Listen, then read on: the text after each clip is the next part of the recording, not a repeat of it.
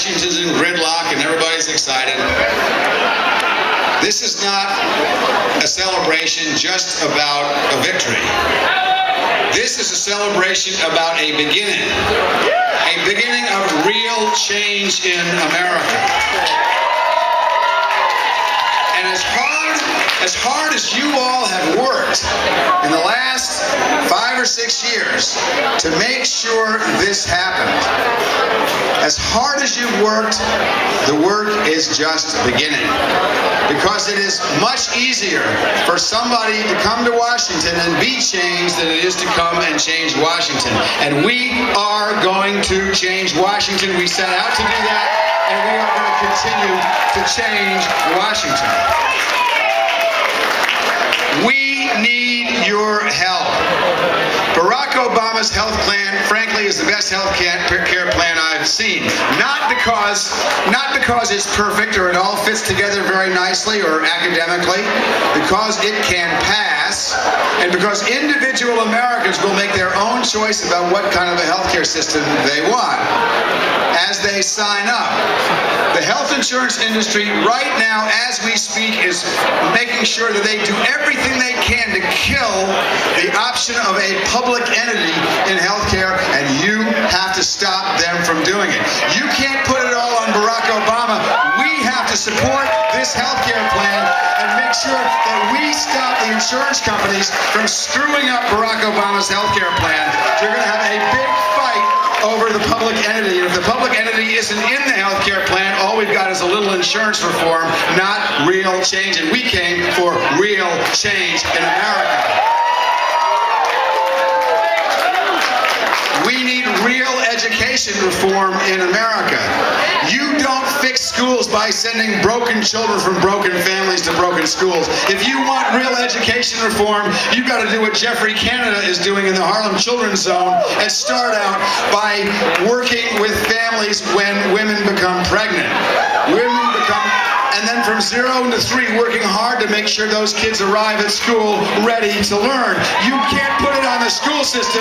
You got to put it on us and make families stronger, and we can do that. But Washington doesn't want to do that. It's easier to put money into schools and hope they get better. Let's take the blame off the schools and start looking at what we can do to make families stronger, to be the kind of families they want to do. If we do that, then the schools can work again. Let's not blame teachers and schools for everything. Let us help families become strong enough to make sure their kids arrive in the worst neighborhoods in America just as ready to learn as kids here in Arlington. We can do that. That is real change in Washington. There are a lot of things that need to be done, and you know what all of them are. We need a real attack on global warming, a real attack on climate change. In order to do that, we have to invest money in renewable energy and transmission lines to bring that renewable energy to our big cities. There will be people in this town who want to nibble around the edges. We need real attack on climate change. We need to stop global warming. We can do that, but we've got to support Barack Obama and not let the special interests get between him and us. This is our president. This is not the president of the special interest. This is our president.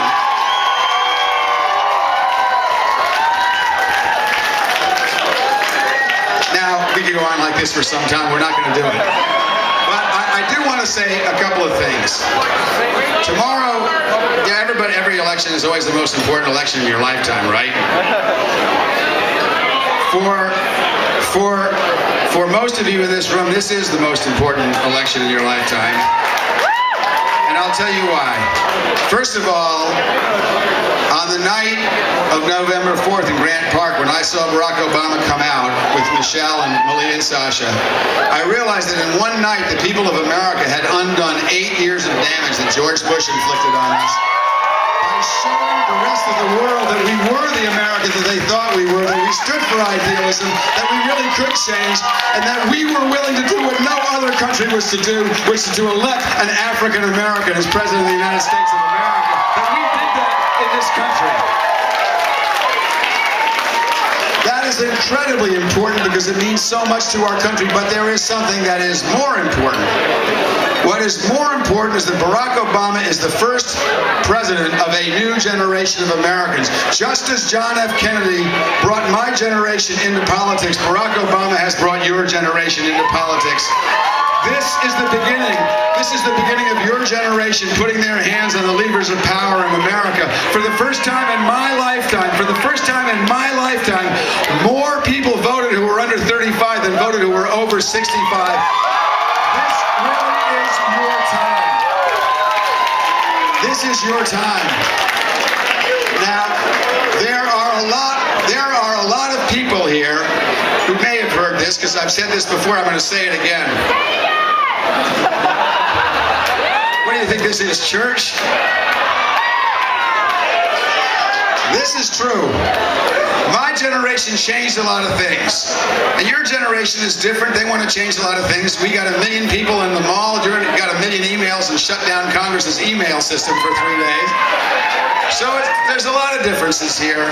But you have an obligation to learn from, not just from the things we did right, you have an obligation to learn from the things we did wrong. Let me tell you the biggest mistake of our generation. Well, that was not our generation, I hope. That was the one between yours and mine, the lost generation of the 40s and 50s. John Roberts is a member. How could a smart guy that went to Harvard Law School, oh, never mind. Here's the mistake that I don't want you to make that we made. After we stopped the Vietnam War, after we made it possible for all Americans to vote, not just some Americans, after we stood up for women who didn't have the right to control what went on in their own personal lives, after we changed a lot of things like that, after all that, we decided it was okay to sit back, to spend some time with our families and our careers. There's good things to spending time with your families and careers, but we put politics on the shelf. I don't believe George Bush and Dick Cheney ever would have been elected if we hadn't put politics on the shelf. Do not put politics on the shelf either. Being in politics is like going to church. You got to put a little in the plate every single week. Every single week. I don't expect you all to run for office. I don't expect you all to give money to every single campaign that comes along. Do not put politics on the shelf. You've got to stay involved. If you can't run for office or give somebody, then run for the school board or get yourself appointed to the planning commission. You've got to be a community organizer all the time. We are community organizers. That's what we do, and that's what politics is. I don't care if you're in the PTA, if you're active in your church group, you've got to stay involved, because if you stay involved, you feed democracy. And if you don't stay involved, democracy is like every other human invention. It dies of malnutrition. We came awfully close in the last 8 years. Never again. It is up to your generation.